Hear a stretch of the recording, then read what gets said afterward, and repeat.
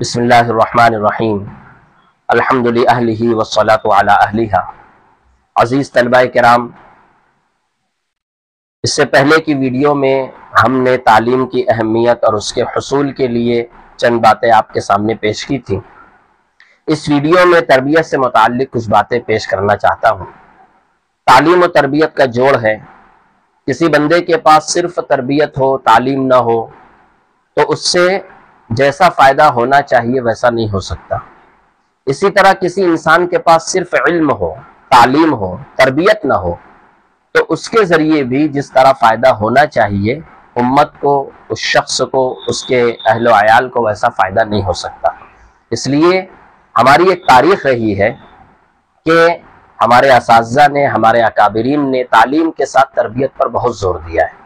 اس لیے میں اپنے ان تمام طلبہ سے جو اس وقت مدرسے میں موجود ہیں، میں ان سے کہوں گا کہ تربیت کے پہلو پر ہمیں بہت زیادہ توجہ دینے کی ضرورت ہے۔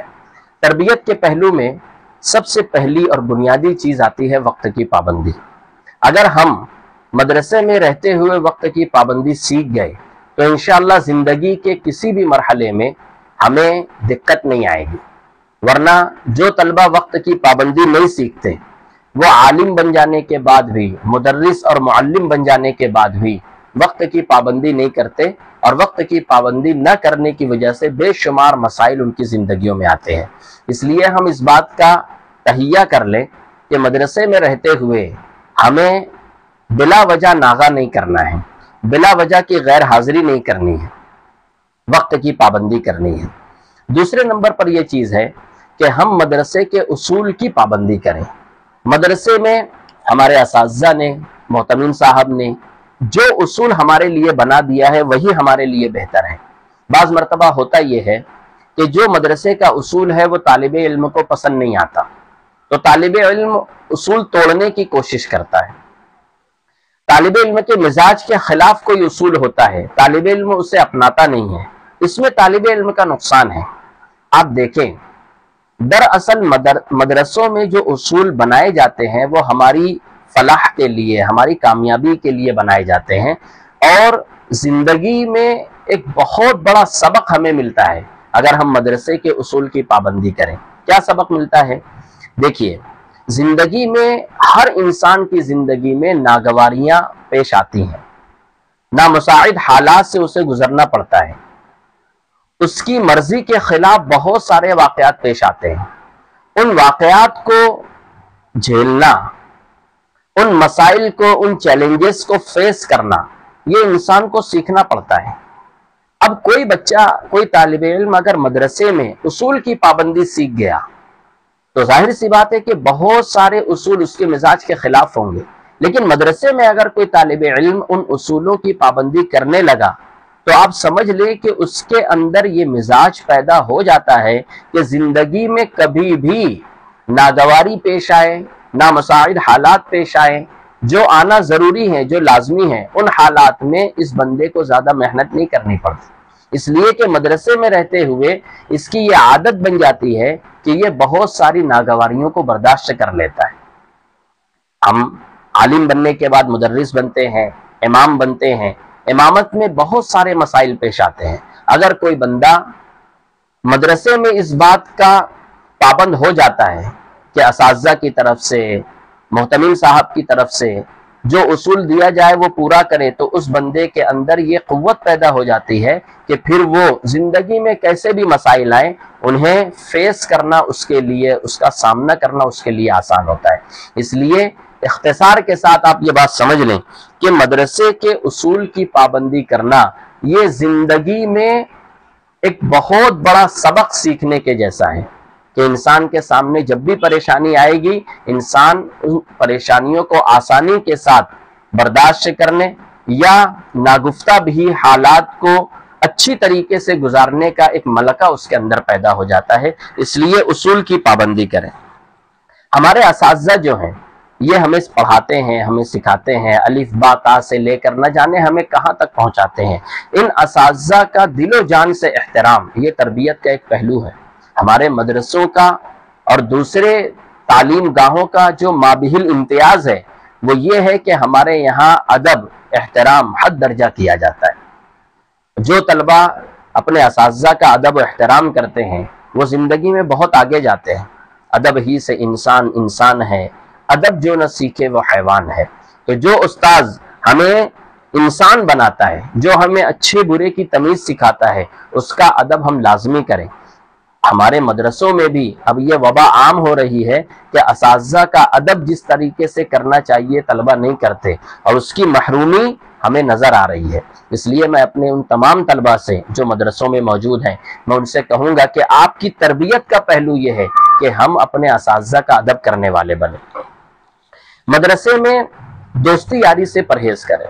بہت سے طلبہ ایسے ہوتے ہیں جو دوستی یاری کو اتنا اہم سمجھتے ہیں کہ کسی دوست کے لیے سبق کا ناغہ کرنا ان کے لیے آسان ہو جاتا ہے، استاد سے جھوٹ بولنا ان کے لیے آسان ہو جاتا ہے۔ ہم ایک بات سمجھیں کہ ہمارے ماں باپ نے ہمیں مدرسے میں پڑھنے کے لیے بھیجا ہے۔ ہم میں سے بہت سو کے ماں باپ ایسے ہیں جو اپنی جیب خاص کو کم کر کے، اپنا پیٹ کاٹ کر کے ہمارے طلبہ کو، اپنے بچوں کو پیسہ بھیجتے ہیں۔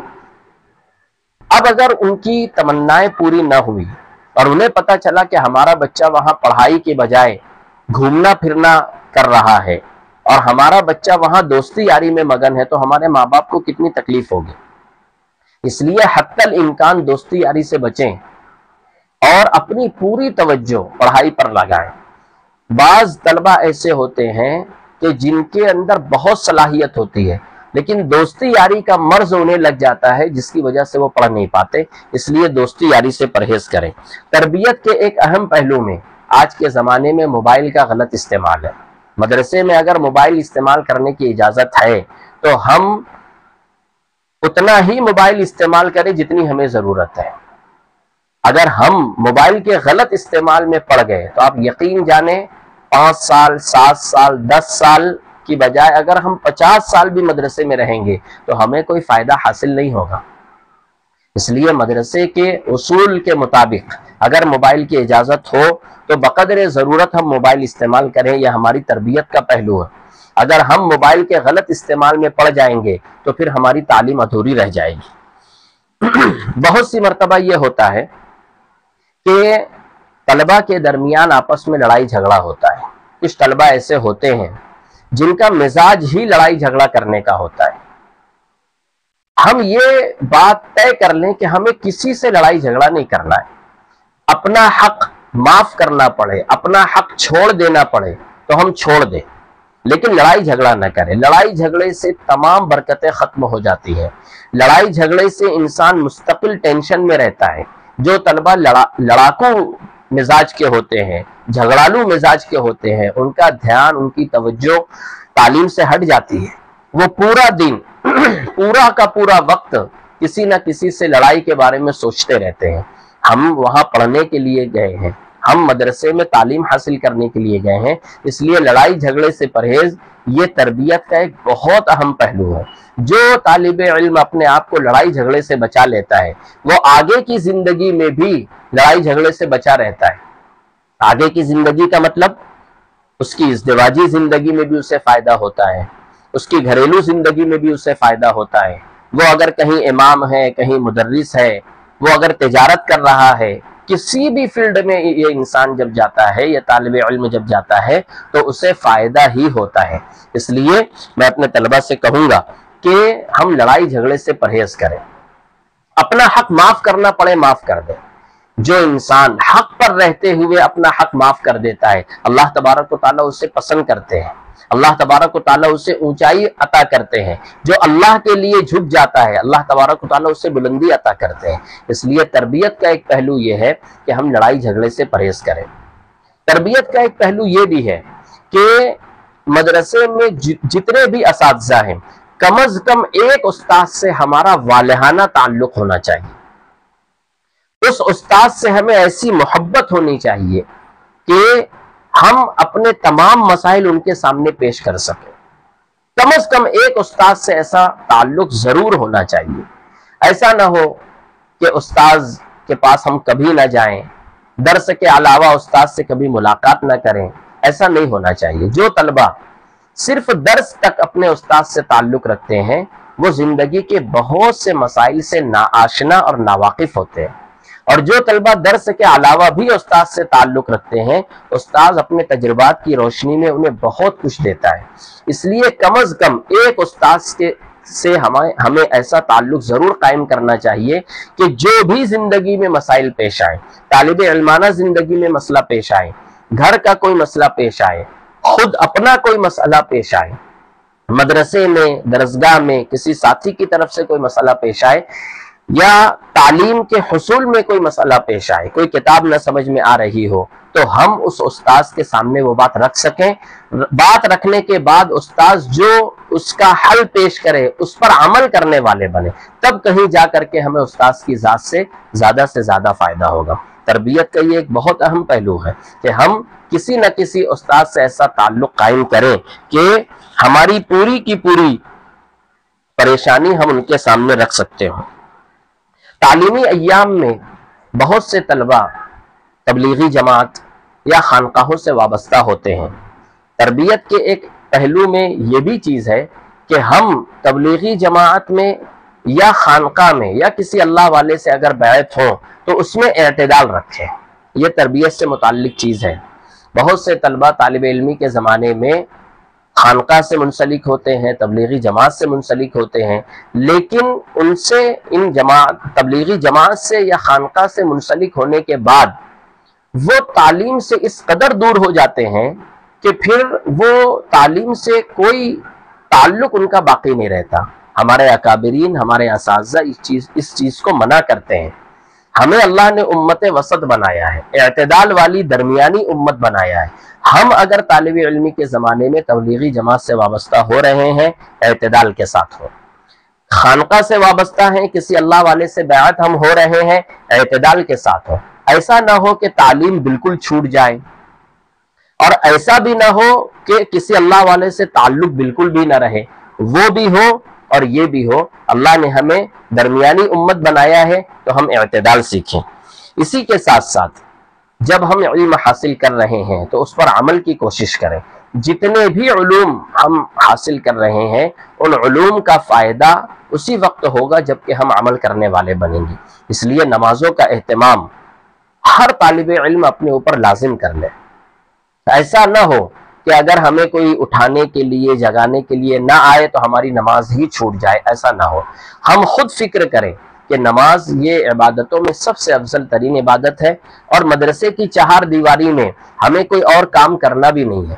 اس لیے نمازوں کا ہم اہتمام کریں، علم حاصل کریں، اس پر عمل کریں، نمازوں کا اہتمام کریں، اپنے اخلاق کو بہتر بنائیں۔ تربیت کا بہت اہم پہلو یہ ہے کہ ہم اپنے اخلاق کو بہتر سے بہترین کی طرف لے کر کے جائیں۔ کوئی انسان بڑے سے بڑا علم والا ہو، لیکن اگر وہ بد اخلاق ہے، اس کے اخلاق درست نہیں ہے، تو عوام کو، اس کے گھر والوں کو، اس کے بال بچوں کو، اس کے اہل و عیال کو اس کی ذات سے کوئی فائدہ نہیں ہوتا۔ اس لیے تربیت کے اس پہلو پر بھی ہم دھیان دیں کہ ہم اپنے اخلاق کو بہتر بنائیں۔ بعض مرتبہ ہوتا یہ ہے کہ کوئی استاذ کسی طالب علم کی گوشمالی کرتا ہے، سرزنش کرتا ہے، اور بظاہر ایسا لگتا ہے کہ طالب علم کی غلطی نہیں ہے، تو طالب علم استاذ سے بد اخلاقی کرتا ہے۔ ایسا نہ ہو، بلکہ ہم یہ سمجھے کہ یہ میری تربیت کا پہلو ہے۔ استاذ بھی انسان ہے، ہو سکتا ہے اس سے غلطی ہو گئی ہو، بعد میں الگ سے استاذ کے سامنے بات واضح کر دی جائے۔ لیکن جس وقت ہمارے ساتھ کوئی اصول کی بات کی جا رہی ہو، یا جس وقت ہم پر کوئی ناگفتہ بھی حالات آئیں، اسی وقت کسی کے ساتھ بد اخلاقی کرنے سے بچیں۔ اگر مدرسے میں ہم نے اخلاق سیکھ لیا تو باہر کی زندگی میں ہم ہر کسی کے ساتھ اچھے اخلاق سے پیش آئیں گے۔ اسی کے ساتھ ساتھ تربیت کا ایک اہم پہلو اور سب سے اہم پہلو یہ ہے کہ ہم دعاؤں کا اہتمام کریں۔ جو طالب علم دعاؤں کا اہتمام کرتا ہے، اللہ تبارک و تعالیٰ سے اسے تقرب حاصل ہوتا ہے۔ اس لیے اپنے لیے، اپنے اساتذہ کے لیے، اپنے والدین کے لیے، پوری امت مسلمہ کے لیے ہمیں دعاؤں کا اہتمام کرنا چاہیے۔ مدارس کے لیے، مساجد کے لیے، اور ملک میں چل رہے حالات کے لیے ہمیں دعاؤں کا خوب اہتمام کرنا چاہیے۔ اللہ تبارک و تعالیٰ سے دعا ہے کہ اللہ تبارک و تعالیٰ ہمارے ان تمام طلباء کو جو اس وقت مدرسے میں موجود ہیں، انہیں علم، تعلیم اور تربیت، ان دونوں پہلوؤں سے اللہ تبارک و تعالی وافر حصہ عطا فرمائے۔ بہت بہت شکریہ۔ والسلام علیکم ورحمۃ اللہ وبرکاتہ۔